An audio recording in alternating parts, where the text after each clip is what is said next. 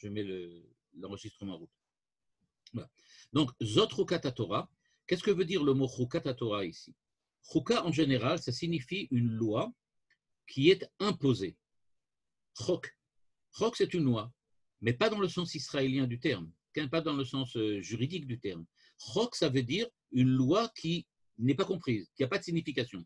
Chok, ça veut dire c'est comme ça et pas autrement. C'est-à-dire que c'est le sens habituel qu'on trouve en général. Chuka, ben en Israël, je crois qu'on appelle ça la constitution.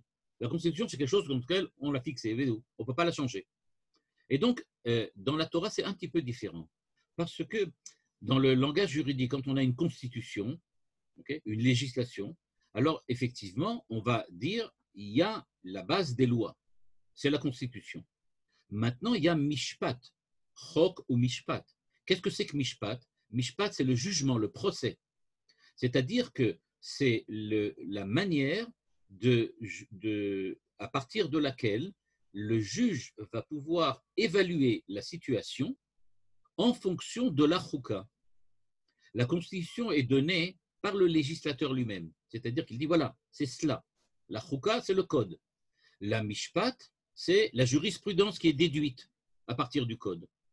Quand je suis devant une situation réelle et que je dois maintenant juger si cette situation correspond à tel ou tel principe de la chouka, à ce moment-là, je suis en présence d'un procès et je suis dans la présence d'un jugement.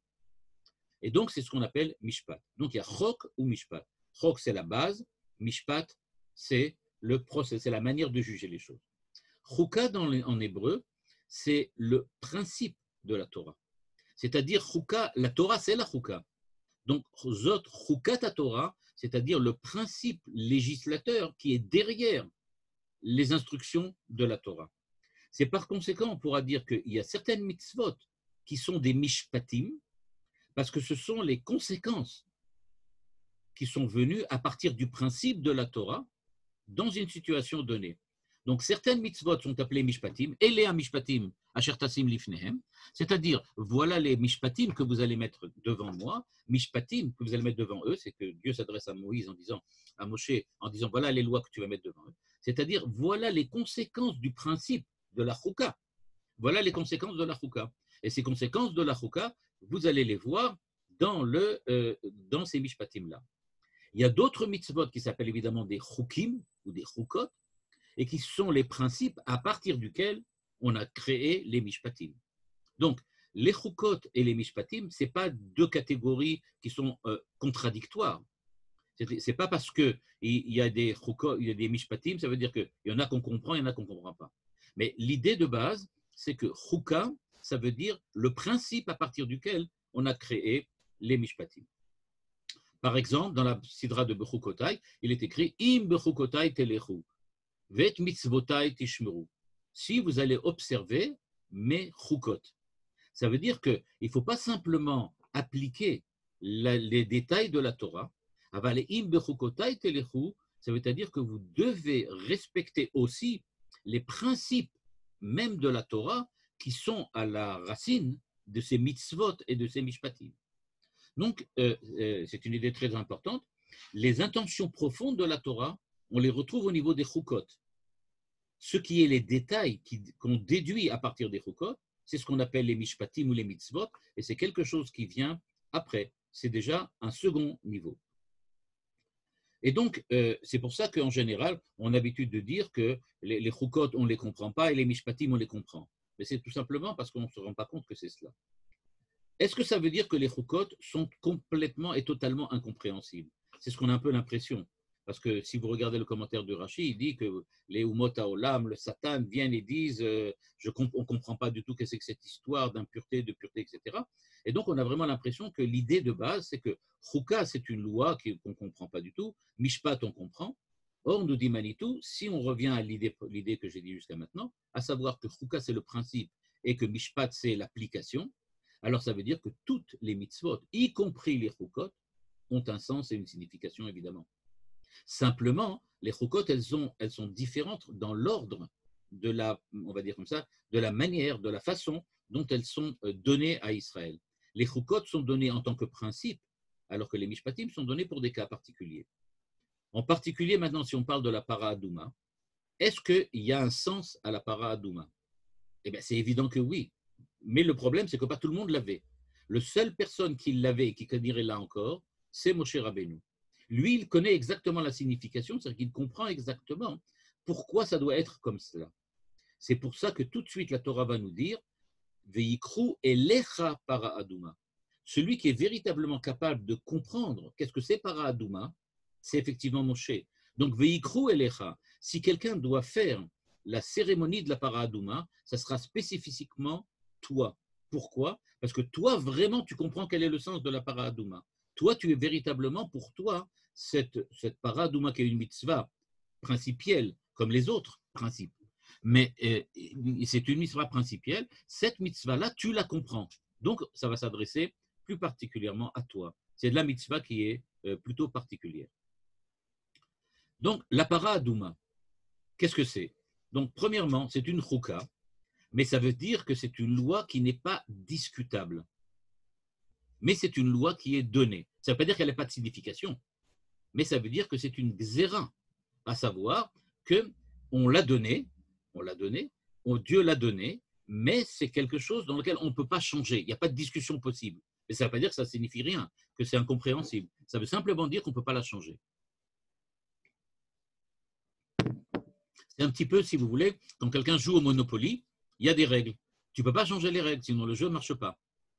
Mais ça ne veut pas dire que ces règles-là n'ont pas de signification. Quand on essaie de les comprendre, on comprend pourquoi on a choisi telle ou telle règle. Mais on ne peut pas les changer. Toutes les lois de la Torah, en fait, nous dit le Maharal, ont cet aspect-là. Parce que si les mishpatim dérivent des principes, c'est-à-dire des chukot, ça veut bien dire aussi que les mishpatim, elles aussi, ont ce côté de xéra, de décret que Dieu a donné. C'est-à-dire qu'il y a en fait cette espèce d'ambivalence dans laquelle la Torah est à la fois, dans les mitzvot de la Torah, sont à la fois xérot et à la fois mishpatim. Il y a une signification, mais il y a un côté dans lequel on ne peut pas changer. Ça vient d'en haut. C'est Dieu qui lui-même nous le donne, et comme c'est Dieu qui nous le donne lui-même, eh bien, on n'a pas le choix de l'accepter comme ça. Manitou, dans un de ses cours, donne un très bel exemple. Il dit, vous savez, tout le monde connaît ça, dans les mathématiques, il y a deux choses. Il y a les axiomes et les théorèmes. Alors, par exemple, l'axiome d'Euclide, c'est que par 2 points, on peut faire passer qu'une seule droite. Si j'ai 2 points, il n'y a qu'une seule droite qui peut passer, pas plus.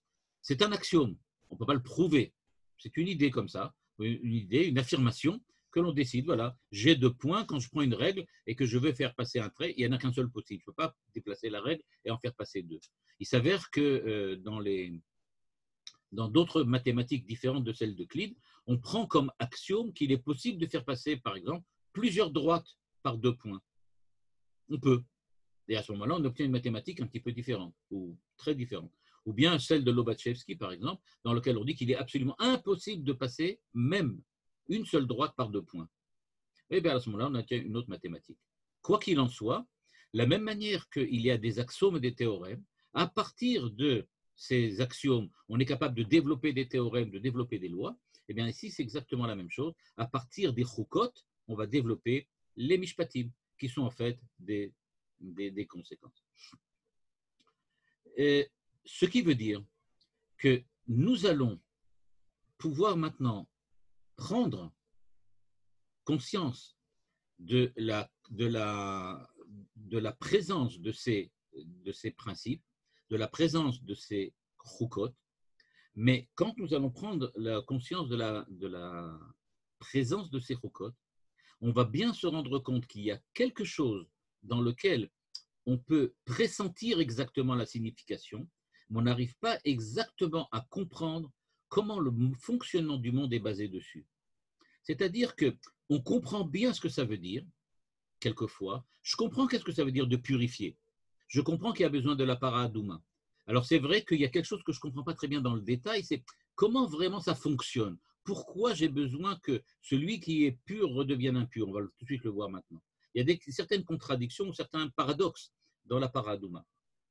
Mais il n'en demeure pas moins que je comprends bien que ça a une importance et globalement, j'arrive à voir qu'est-ce que ça veut dire. Mais dans le détail, je ne comprends pas toujours. C'est ça ce que la Torah et Rachid semblent nous dire. Zot rukat Torah.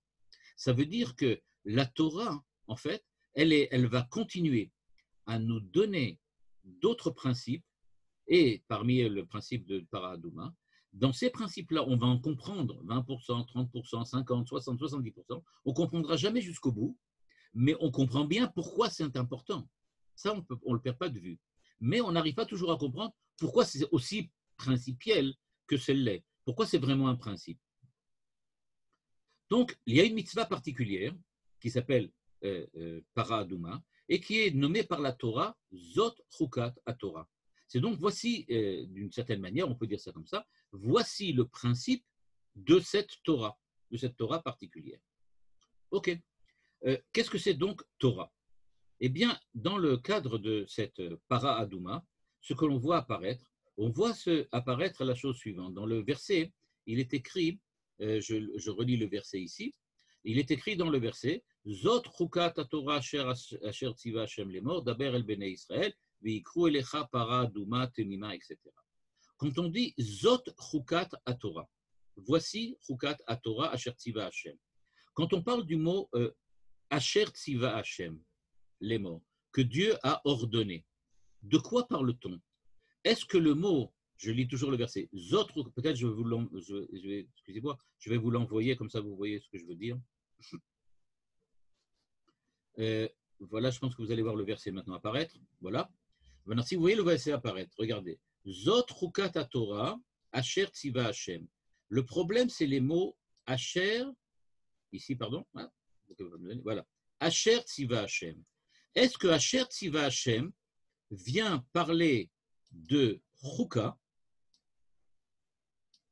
Et à ce moment-là, le sens du verset est le suivant. Voici la Chouka, entre parenthèses, de la Torah, que Dieu a ordonné. Qu'est-ce que Dieu a ordonné? La Chouka. Okay? Et donc le verset veut dire, voici la Chouka que Dieu a ordonné. Deuxième possibilité, c'est de dire que non, ce n'est pas sur Chouka que ça va, mais c'est sur le mot Torah. Et à ce moment-là, ça veut dire, voici le principe de la Torah que Dieu a ordonné. Qu'est-ce que Dieu a ordonné? La Chouka ou la Torah?